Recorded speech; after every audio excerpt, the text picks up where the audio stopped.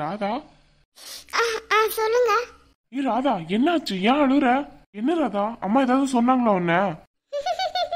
என்னாச்சு ராதா, எதுக்கு அழுவுற? ஐயோ நீங்க வேற, நான் அழலிங்க.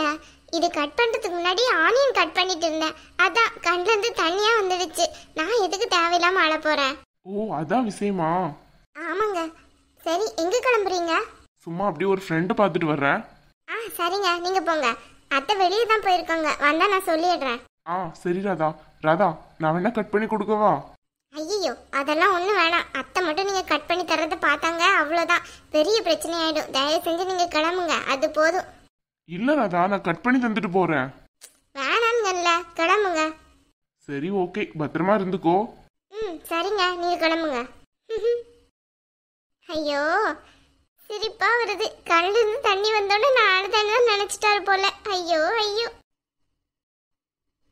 ஏய் ராதா, காட்டு கத்திட்டு இருக்க. இங்க என்ன அப்படி வெட்டி முடிச்சிட்டு இருக்க? என்ன நீ சொல்றீங்க?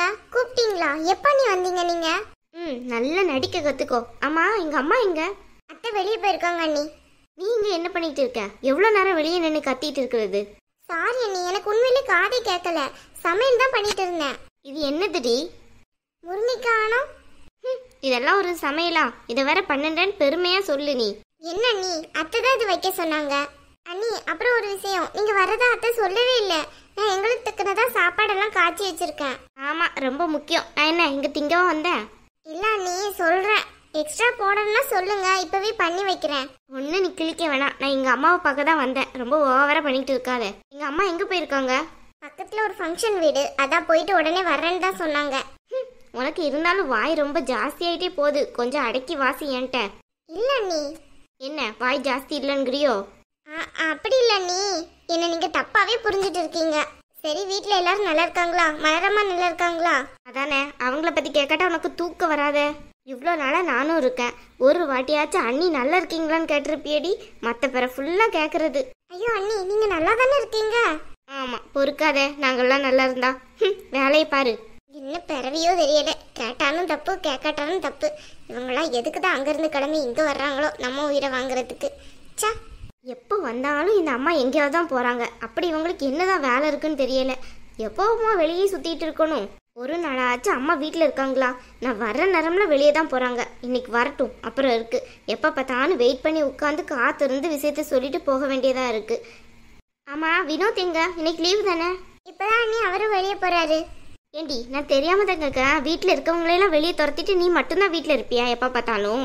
அண்ணி, வெளியே போறவங்களுக்கு 1000 வேலை இருக்கும். வீட்டில் எனக்கும் நிறைய வேலை இருக்குல்ல. நானும் போட்டுட்டு வெளியே போக முடியும். நான் இல்லைன்னா சமையல் வேலை யார் அண்ணி பண்றது? நீங்க கேட்கறது முட்டாள்தனமா இல்லை உங்களுக்கு? ஆமா ஆமா, வாய் கொஞ்சம் இல்லை, ரொம்பவே ஜாஸ்தியா இருக்கு உனக்கு. அனு, எப்படி வந்த? ஆமா, இப்ப கேளுங்க. எப்போ வந்த? அப்ப வந்தியா, இப்ப வந்தியான்ட்டு. ஏமா, எப்போ வந்தாலும் வெளியே தான் போவீங்களா? ஒரு நாளாச்சும் வீட்டில் இருக்க மாட்டீங்க நீங்க? அப்படி இல்ல அனு, பக்கத்துல ஒரு சொந்தக்கார வீட்டுல தான். உனக்கு தெரிஞ்சவ தாண்டி. வா சொல்றேன். எதுக்கு வந்த? நீ ஏன் இங்க கிச்சன்ல வந்து நிக்க? எடி ராதா? ஆமா, இவங்க மக கிச்சன்ல நிக்கிறதுக்கு நான் தான் காரணமாக்கும்.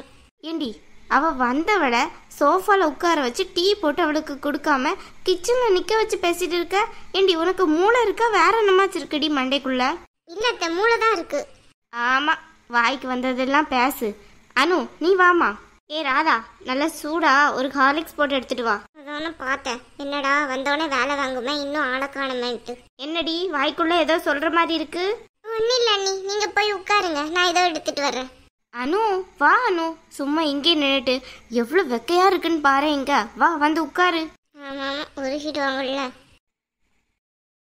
உட்காரு. நீ வந்தோடனே இங்க தானடி உட்கார்ந்துருக்கணும். அவ கூட என்னடி பேசிட்டு இருக்க? இல்லம்மா, வந்தோடனே உன்னதான் கூப்பிட்டேன். ஆனா அவ கண்டும் காணாத மாதிரி கிச்சன்லேயே நின்னா. அதனாலதான் கிச்சனுக்கு போற மாதிரி ஆயிடுச்சு. பாத்தியில அவளுக்கு திமிர. அது என்னமோ உண்மைதான், அவளுக்கு திமிரெல்லாம் கொஞ்சம் கூட குறையாதுமா. சரி, அதெல்லாம் இருக்கட்டும். என்னாச்சு? நீ எதுக்கு இங்க வந்த? ஒரு ஃபோன் கூட பண்ணாம? ஒரு முக்கியமான விஷயமா தான் வந்தேன்.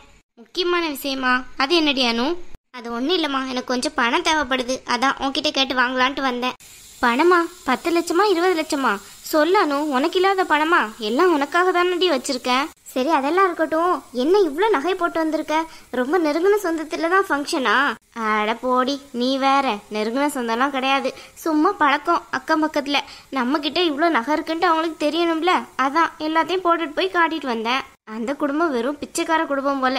ஒருத்தி காலத்துலயாவது ஒரு சொட்டு நகை இல்லடியானு. ஓ அப்படியா, சரி சரி.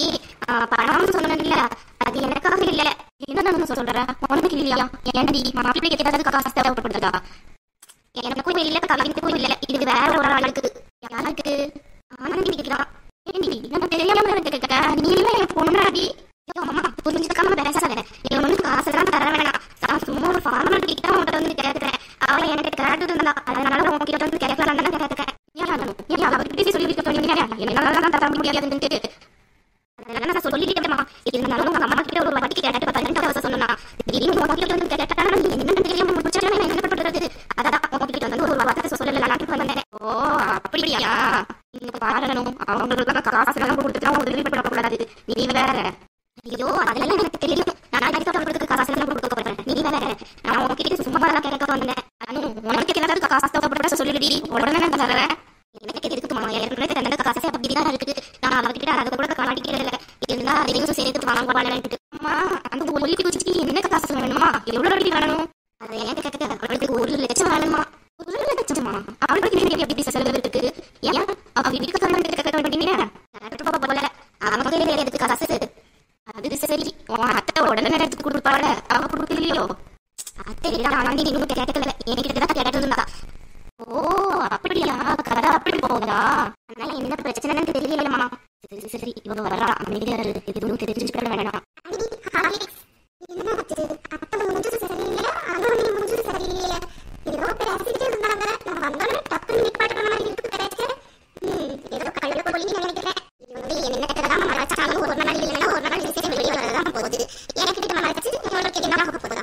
ஆமா இங்க வாய்ப்பாரு. அங்க அப்படியே சாப்பாடு கலரி போடும். போடி சீக்கிரமா நல்லபடியாக காய்ச்சு.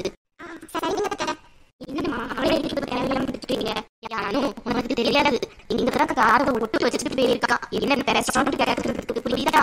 கேட்டா அப்படி சொல்லி கொடுத்துருவா. சொல்ல முடியாத யாருக்கும் தெரியாது. பார்த்துக்கோ. சரி அதெல்லாம் இருக்கட்டும்.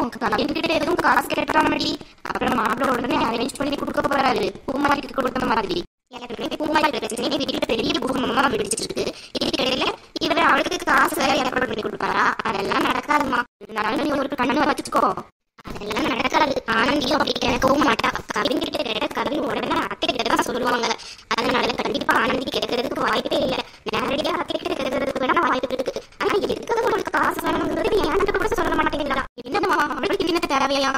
அதானே எனக்கும் தெரியல, ஆச்சரியமா இருக்கு. ஒருவேளை அவ வீட்டுக்கு கொடுப்பாளோ? அவள் வீட்டுக்கெல்லாம் எதுக்கம்மா கொடுக்க போறா? அதெல்லாம் ஒன்றும் கொடுக்க மாட்டா. அவளுக்கு தான் ஏதோ பர்சனல் யூஸ் இருக்குன்னு நினைக்கேன், அதுக்காக தான் கேட்கா. ஒருவேளை மேற்படிப்பு ஏதாவது படிக்க போறாளோ என்னவோ. ஆமாம், காலம் போன காலத்தில் படிப்பு வரைய அவளுக்கு இருக்கும். திடீர்னு தானே வீட்டில் ஒன்று நடக்குது. இதுவும் நடந்தா ஆச்சரியப்படுறதுக்கு ஒன்றும் இல்லை. அதுவும் சரிதானு, நீ இருந்து சாப்பிட்டுட்டே போ. ஐயையோ சாப்பாடெல்லாம் வேணாம். இவ வச்சிருக்க முருங்கைக்காய் குழம்ப சாப்பிட்றதுக்கு சும்மா இருக்கலாம். அனு, உனக்கு நான் பிரியாணி ஆர்டர் பண்ணுறேன்டி, இருந்து சாப்பிட்டு போ.